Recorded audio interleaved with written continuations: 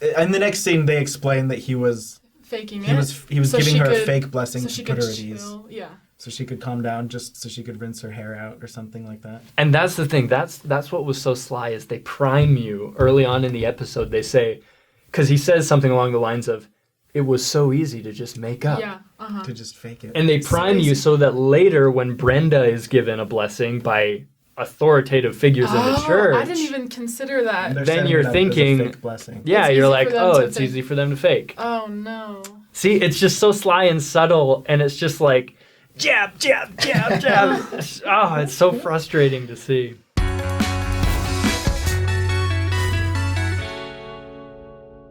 Hello, everybody. Welcome back to Saints Unscripted. So we've already done 2 episodes reacting to the first 4. That sums it up. The first 4 episodes of Under the Banner of Heaven, and we were like, we should probably just make one more to finish it off. So yeah, as much as we really don't care to, here we are anyway. So Didn't get scared away. Yeah, we did all finish it, right? Yeah. We all watched it. Yeah, we all watched it. And we're going to talk about episodes 5, 6, and 7 today. Maybe I'll just kick things off with, because I feel like a lot of people might look at us reacting to this, or look at like Latter-day Saints reacting to this stuff and just be like, oh, you know, they're not attacking your faith. Like, this is just an honest critique, you know, which I think is kind of what the creators have claimed, more or less. But like, here's the thing. There are so many just little things and big things, but especially little things littered throughout this series. And you wouldn't really pick up on those unless you're a member. Yeah. Yeah. To everyone else, though, it's just like, oh, that seems weird. Yeah. These people are weird. Like, so it might not even be conscious. You're just watching it, and your impression overall is how weird we are. But yeah. So, like, one thing from one of these episodes that we're reviewing today is one of the characters, I think it's Detective Pyrie, he says the phrase, "We'll get him back to you faster than you can say Lamanite 3 times fast." How's that? There's so many things like that just serve to make us look weird that I don't know how else to take this series other than an attack on our faith. Like, I don't know what else it is.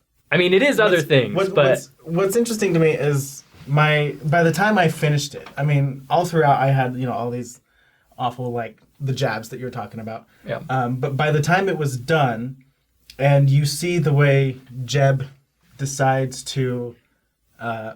internally, he abandons his faith, but externally, he just decides to continue living it out. Like, what's the harm in his mentality is, what's the harm in continuing to do these things?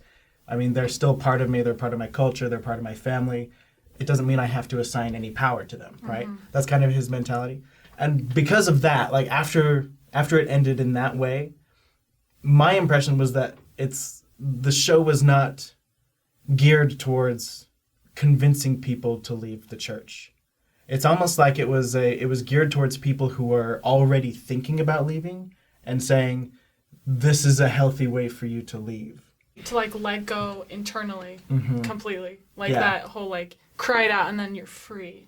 But it's also like, why is that the best route? And I feel like the agenda that is advanced is, if you are public about this, your family will be destroyed because the church is... It does kind of instill a little bit of fear. Yeah. If the brethren smell any doubt, I'll be single. Maybe by fall. For leaving. Yeah. It's just, it seems very subtle. Like, there are a lot of really subtle things in there. Maybe should we jump into each episode? Yeah. Let's try. So episode 5. This was spoiler all about, alerts. This is the one mighty and strong, right? First of all, I think we need to do an episode on that.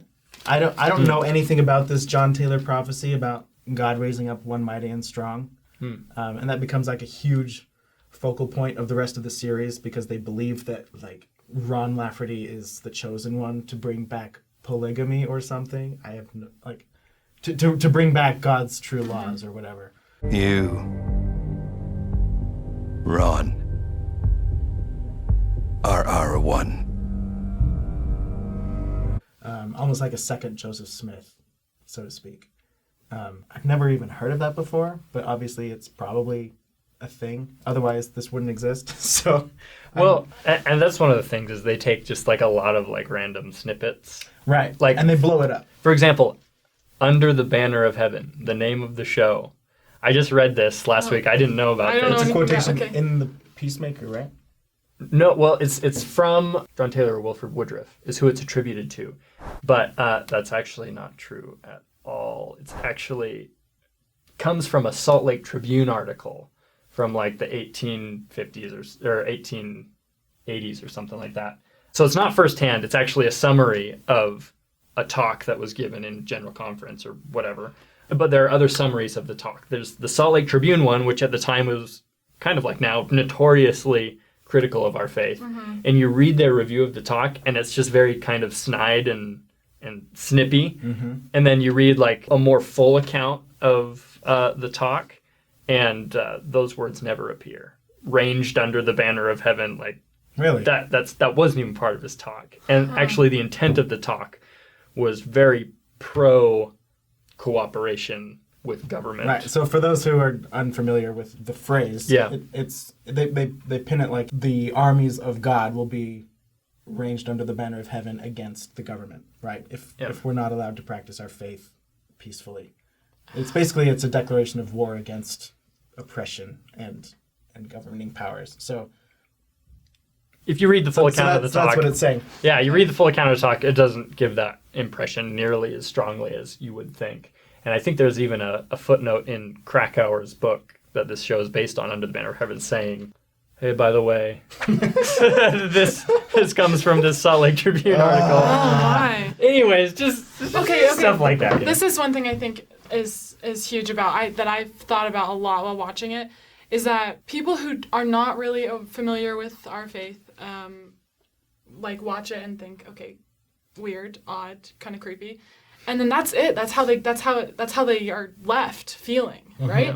And I just feel like the details, I don't know, like I remember one time when I was watching, and then my husband he didn't want to watch it, but he's like, okay, but do they make it clear that they're like excommunicated, that they're not part of it when all this happens? And then I'm like, yes, but also like people who don't really know, aren't really familiar, like might still think FLDS is kind of LDS, kind of is the same, and then It's they hard don't to really, differentiate. yeah, the two. even though like Detective Pyre will say things like, oh no, that's not part of it, that's not us, like that's definitely not us, but I still feel like if you aren't don't actually know what's going on, then you still might be confused about what it is. Right. And I think that's the hard thing, is because the whole show is about this really dark side of Mormonism.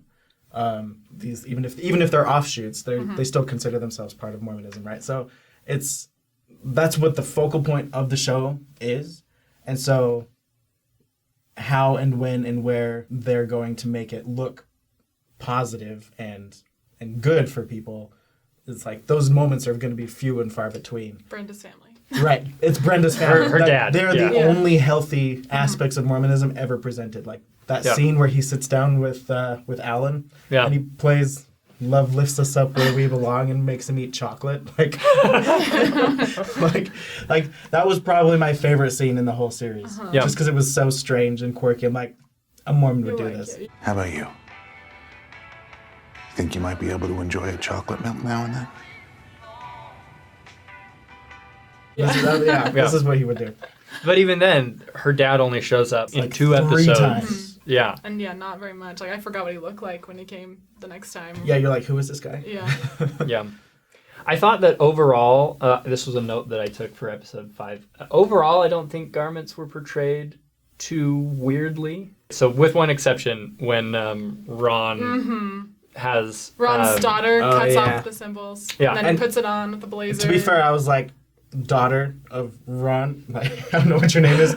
That was a really dumb thing for you to do. No child would even think No, of they that. don't even, they wouldn't Children even don't know. know. Yeah. So we should probably explain this. So there are symbols on Latter-day Saint temple garments that serve as reminders for you to call to mind the covenants that you made in the temple. And to dispose of them, what you do is you cut the symbols out and cut up the symbols, and then you can use the remainder of the cloth. You can throw it away. You can use it as rag, whatever you want to use it for. But the symbols themselves need to be removed first. Yeah, and just as a symbol of, kind of retiring Just, that kind of article like of clothing. how you burn a flag. It's just like a... Yeah, kind of like just a... a respectful way of getting rid of something that's sacred to us. Yeah, so that's why they're cutting symbols out of his garments and But they're putting doing them it on. like implying that you're no longer worthy of wearing them. Someone Yeah. cut them Yeah, out. Because he yeah. was The daughter cut he was them. getting excommunicated, and while he was gone, the daughter cuts the symbols out of his garments, and he comes home, and he's already unstable. All the kids are hiding from him. He's terrifying. Yeah. And that's what he comes home to find is his daughter has just cut the symbols out of his garments. Yeah. And I was like, that was a bad move. You're going to push this guy right over the edge. Yep. Yeah. And he sure That was weird. Pushed over the edge. Yeah. So another thing from episode 5, it's suggested that Brigham Young kind of orchestrates the death of Joseph Smith because he wants to take power. Yeah. That was weird. Like that portrayal of Brigham Young was never not creepy. Right. Yeah. Yes. I still think he's like a Tim Burton character. My name is not Oswald. It's Penguin. He looks terrifying.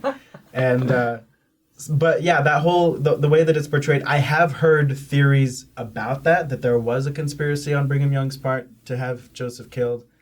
And the way that the show portrays it is like Emma tried to write a letter to Joseph, and some men, I think Porter Rockwell was among them, on behalf of Brigham Young, intercept the letter, and then Porter Rockwell memorizes it and then adds some details into it to convince Joseph to go back where they knew he would be killed.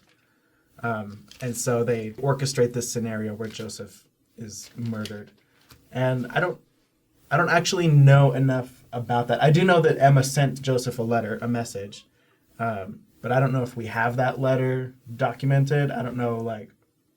There were creative liberties. There were, creative liberties taken. there were a lot of creative liberties in this show taken. Yeah. But Yeah, and that's the problem with a show that's based on a true story is you don't know. What Like, parts are if, true. yeah, if you're not like a historian, sometimes you're not gonna know. Did this actually happen? Was this letter actually written? Did leaders of the church actually give this blessing word for word to Brenda? Yeah, I was just Yeah. going to bring that part up. That part is the one that Taylor and I were talking about right before we filmed, is like, she was the only person there that could have told it, but she's dead. So that's just the thing. Take it with a grain of salt when you see these things that raise your eyebrow a little bit. totally. Another thing, this was so sly. This was so slick in this episode.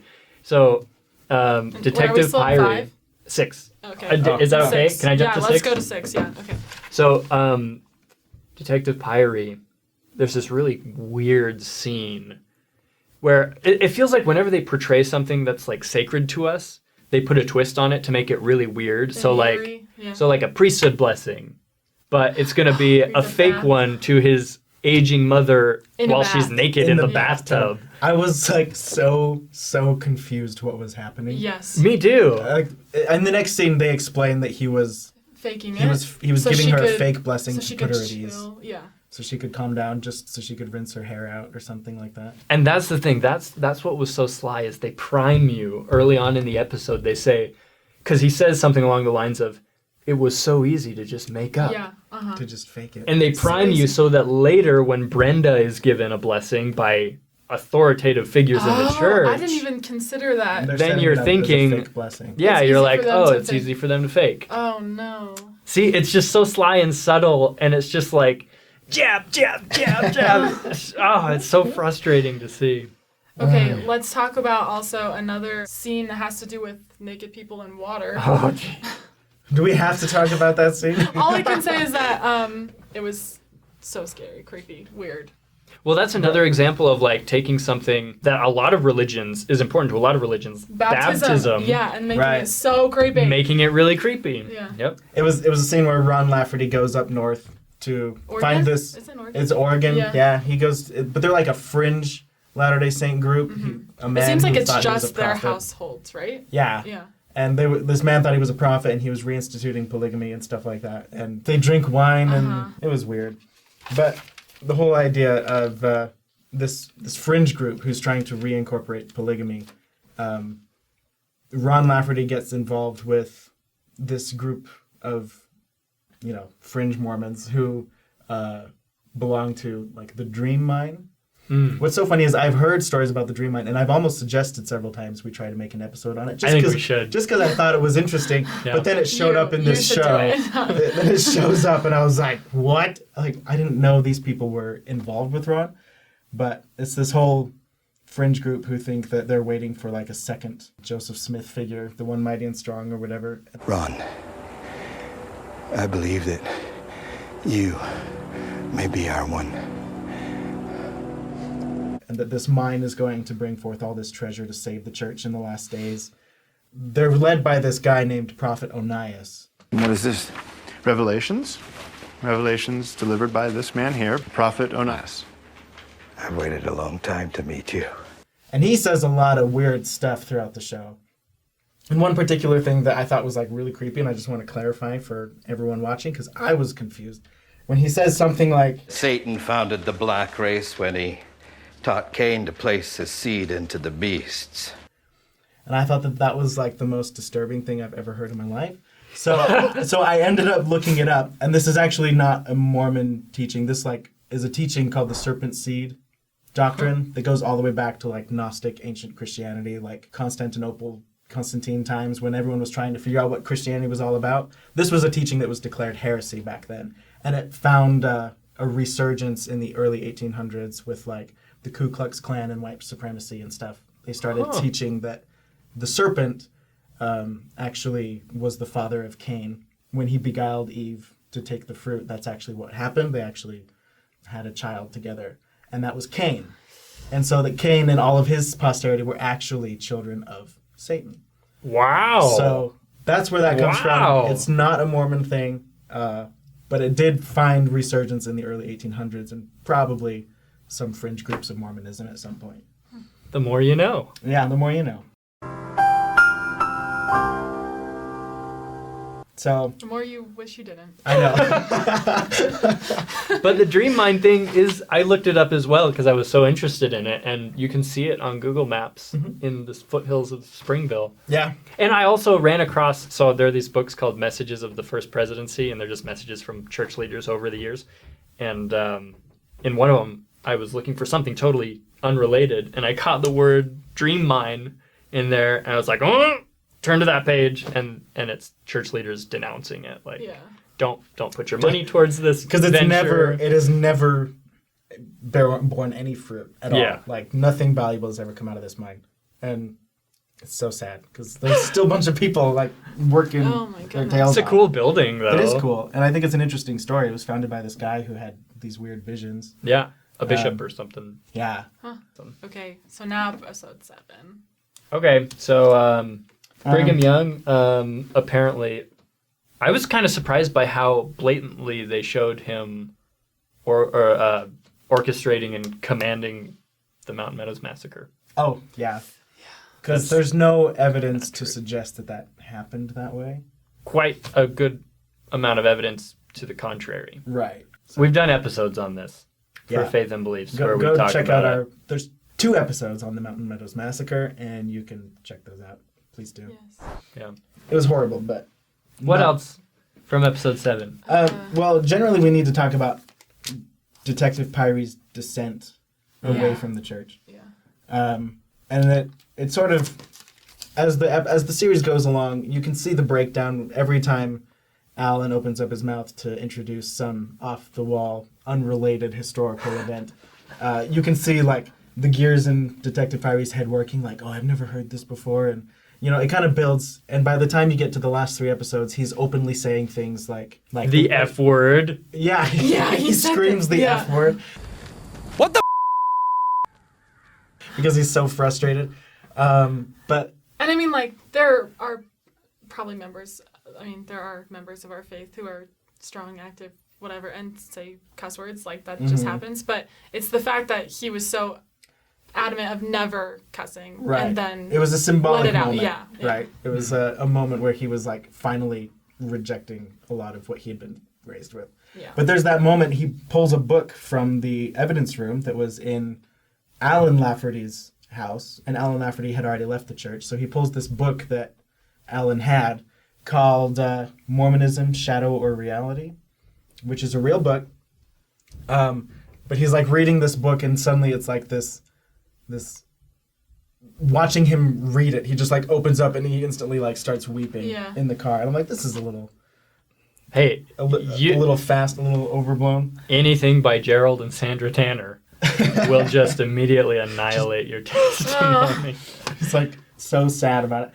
But his descent away from the church, like, it's almost so unbelievably rapid. And there was never any attempt to cling to faith on his part. Yeah, I mean, I feel like the first few episodes, it was more like question, like, I'm not sure yet. Like, I'm gonna be careful. I'm gonna put that away like, and move forward. Yeah, but then once that part, it was kind of like, okay, yep, goodbye. Just descend down the stairs. And the way that his wife treats him, too.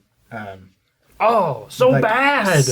She's so cruel about it. Yeah, because there's the scene where he's in his car in his garage, just like crying uncontrollably. Right. Right. And he's reading it in private because he doesn't want his wife to know he's reading it. Yeah, and then I think she comes out into the garage too, Yeah. And she's like talking to him. She says something like, you know, I'm sorry that you're going through this, but I cannot do this with you. And then like a little bit later, she says, I married a man of faith, and that's who I plan to raise them with, whether that's you or somebody else.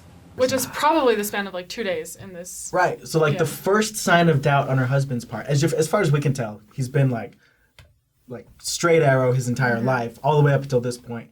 And like the first sign of doubt, within 12 hours, she's like threatening divorce.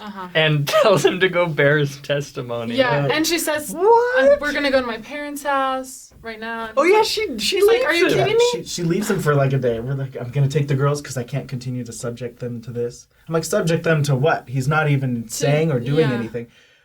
So as ridiculous as it all is, the reason it was written this way is no doubt because similar mentalities exist. Like even today, as a church generally, it's true, we do need to handle doubts and faith crises, faith transitions, faith journeys, however you want to characterize it. We need to do better at handling those, especially when it's our loved one.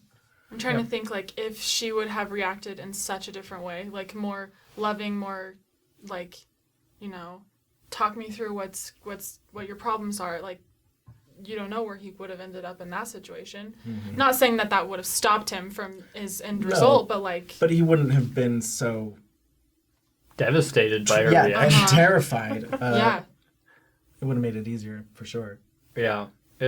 We don't want to minimalize or... No, because any faith crises that people are going through. Right. It's just frustrating to see, like, there wasn't much of a struggle, I feel like. It's like he just uncritically believed everything that was fed to him, which I mean, here's my thing, is like, our history is difficult enough without having to add, you know, Brigham Young plotted against like, we have difficult stuff as it is. Why do you gotta add all this confusion over things that aren't true? Because together, we can do anything.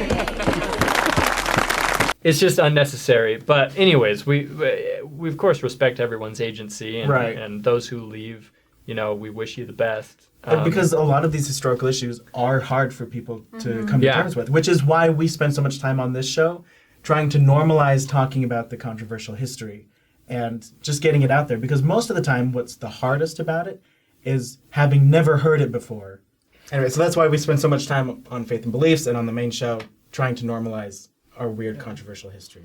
The thing is, like, if you leave, we respect that. That's your choice. But we want you to do it, like, with your eyes wide open, with good information. Right. Because it's just like... Just like you should investigate the church when you're joining, you should also investigate the church if you're leaving, you know? Yeah. And we're happy to help you with that. I mean, of course, we're biased because we're all believing members of the church. But if you have questions, I mean, shoot us a message online. Taylor has a public Facebook page. You don't need to declare that from the housetop. It's declared. He didn't want it. If you follow me, I'm just going to post more embarrassing photos of David that I've made on the Faith and Beliefs show.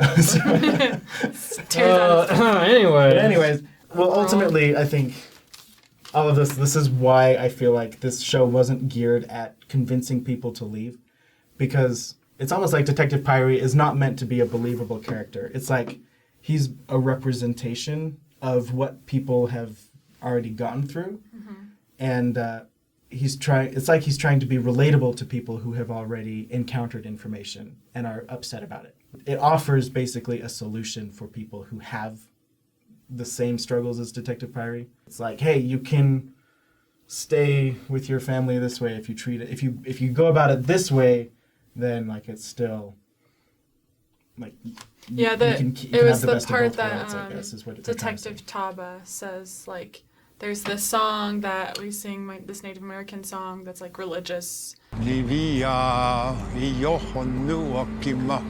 And he still sings it sometimes, even though he doesn't believe anymore. And he's like, it brings me comfort, sometimes to return to what was comforting to you before. Yeah, even if it has no power for me, it still reminds me of my family and my home. Yeah. See, but here's the thing. I have a problem with that approach, like that solution to the issue. Yeah, we're not saying it's the best. Because now he's lying to his wife, right? Yeah. Like she he's was lying gonna to his she whole was gonna family. leave him, and so he's like, I don't want you to leave me, so now I'm gonna lie to you for the rest of our marriage. Yeah, like that. I'm not okay with that. The way that it ended, I didn't get the impression that he was going to lie to his wife, because there was a moment like when he comes home, right? It kind of seemed like she understood a little bit. Right, like she knew what he was feeling, because they stand around to have family prayer. And instead of calling on someone to say a prayer like he normally would have done, he just says, okay, who's going to do the honors? And one of the daughters volunteers. Mm-hmm. So instead of taking the patriarchal leadership role, he steps down and he says, we're still going to have family prayer, but I'm not going to be a part of the decision. So it's like, it kind of sets it up in a way he's openly stepping away a little bit. But based on his wife's reactions thus far to his crisis of faith, do you think she would have been okay with that? Like, probably okay not. with him faking it? I don't know. No? I mean, maybe in a few years, if he slowly is trying to say, like, hey, I can still be a good husband to you. I don't know. And that was the interesting thing to me, is that it did end with, like, a message of hope in that situation. So it didn't feel like it was so, like, dark and sick anymore. Like, it didn't give me that sick feeling.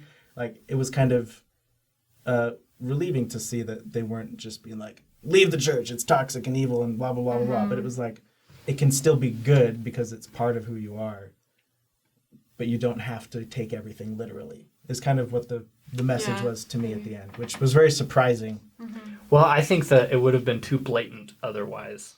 Like, if they had just made it like, leave the church and rebel against the man, like, everybody would have been like, oh, okay, like, this makes sense. This is coming from a former member of the church that has a chip on his shoulder. But I don't think he wanted to be that obvious about it. I don't know. Maybe I'm just... Maybe it ends way trickier than we thought it was. Maybe I'm not being as generous as I should be. I don't know. It was very interesting. Yeah, maybe Tyson can put this earlier, but we didn't mention the general authority shaking off the dust of his feet. Oh, yeah. We did. Okay.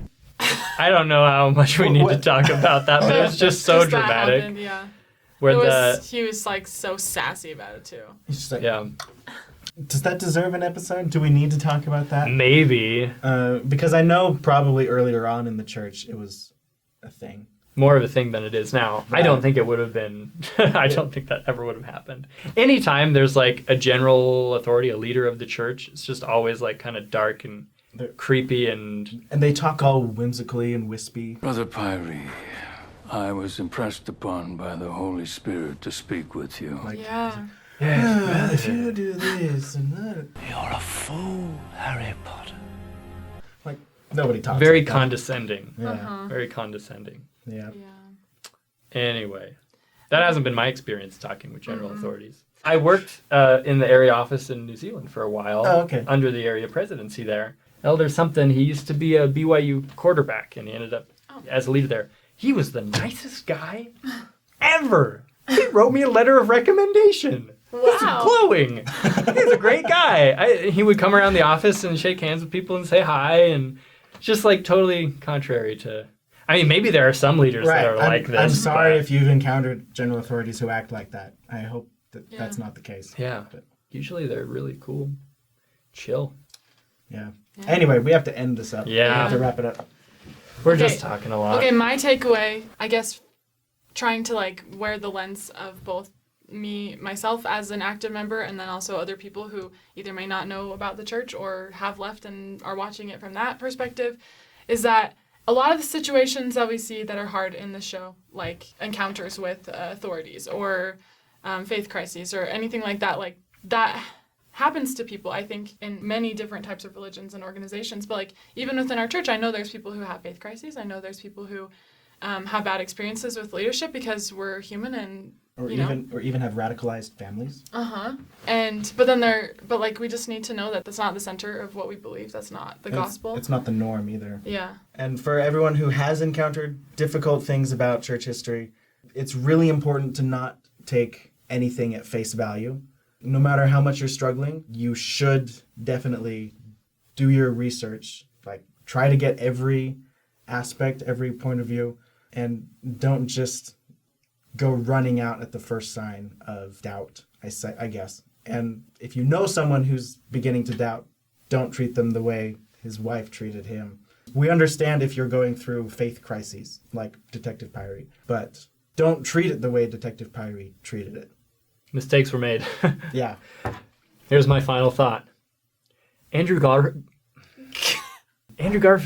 if you're watching this and you're seeing like believing Latter-day Saints react to this and you are at all wondering like, maybe there are things about this faith that I didn't quite understand, shoot us a message, Come on our show if you want to. That will never happen in a trillion years, but we'd love to talk to you and answer some of your questions. And this is never, ever going to happen, but I feel cool suggesting it. Talking to Andrew Garfield. Yeah.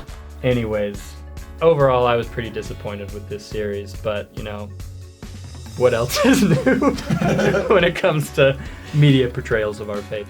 But nonetheless, all the best to everyone involved. Yeah. I mean, the actors are really good actors. Yeah. Yeah. Yeah. We can say that about it. The writing was a little hokey, but... All right, let's put a button on this thing. Okay. Let's be done. We love you guys. I want to throw my notes out, finally. Delete the notes. Okay. Bye. Thanks for watching. Yeah, comment your thoughts if you have any, if you watched it. Sorry, Tyson. This is a long episode. So sorry. Okay, bye. We're good.